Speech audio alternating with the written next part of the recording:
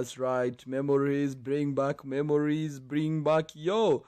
That is memories playing right here on Just Wild. My name is Vikamaw, and of course, we're about to hit our last part of the show, which is the gap.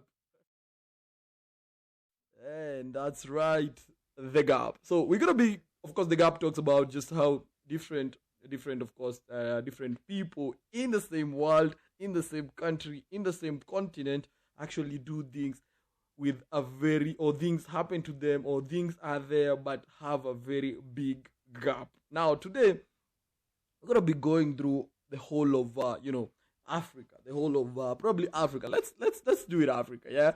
So here's the gap, yeah. So in Africa, basically we talk a lot of English. Basically, like what I'm doing. What I'm doing is actually English, and I need to talk in my language. Sasa acha niwaambie. Wow. So basically in languages like maths, science, accounting, and economics, in our country or in Africa, basically, we do it in English. That's right, we do it in English. Or some other countries like I think Burundi or something. I had Burundi actually speak in French. They are a French speaking country. So for us, basically, most of African continent speak in English. So for us, we read maths, science, accounting, and economics in English. I mean, just because I feel like the economy doesn't belong to us. That's why we don't do it in our own languages. But the moment you go to countries like Germany, China, and Japan, those countries, and actually many other more countries, do those subjects in their own language. If it's Germany, they do it in German. China in Chinese, and of course German in Japanese.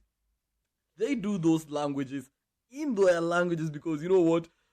Their language, their economy belongs to them. So they have to learn those subjects, the maths, the science, the economics, and of course accounting in their language because the economy belongs to them. For us Africans, whoa.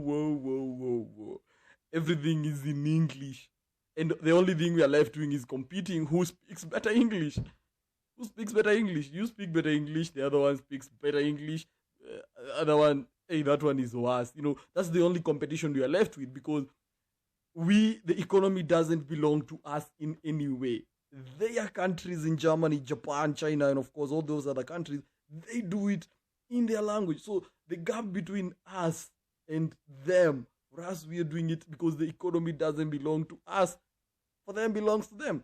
And we are left with a lot of trying to learn other people's languages. Now, things also brings us to just how in those countries they are continuing every day translating the school books to their own languages. Like they take an English book translated to Chinese, it's translated to to Japanese, to German, But for us, we are actually trying to learn their language. For them, they are translating their books to their language. For us, we are out here translating their book to our language. You see, we are trying to learn their language. They are turning their books to their language. You see, like I see a lot of schools, they feel actually really, really proud when probably they're doing French, they're doing German. They're not proud of our language. And I feel like that's a very bad point of view of things because like they are being forced to basically do a lot of English, a lot of German, and they feel proud instead of being proud when they know Swahili. Personally, for me, I'm gonna be switching to Swahili right after probably the gap, but I'm probably thinking of a name that I'm gonna come up with for the gap, and probably the name of the show. The gap like Mwanya. Mwanya. See, you can call the show probably Mwanya, and it's gonna probably make sense. But in that sense of when they turn their storybooks to their language, they definitely have a learning advantage.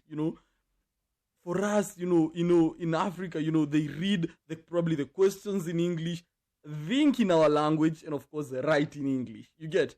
So children spend most of their time, translating for them to themselves than learning. You end up just thinking, this statement says this. You think in your African language, and later, think, answer the question in English. So we spend most of our time basically translating to ourselves than learning. So I feel like we should try and embrace our language, basically like the way they, of course, embrace their languages out there. I mean, that's a very big gap for us, and I feel like it's gonna be taking a long, long time before that bridge, that gap is bridged, and we get to at least start learning our things in our language. But I feel like it's gonna be, it's gonna take a while. That's a very, very big gap because it has happened for a very, very long time. But you know what? I mean, we live to keep improving, introducing the gaps that are there every single day. My name is Kamau, and of course, that's the gap for today. It's Wednesday. See you tomorrow. Of course, see you on Wild Police, and of course, the gaps tomorrow. My name is Kamau. See you.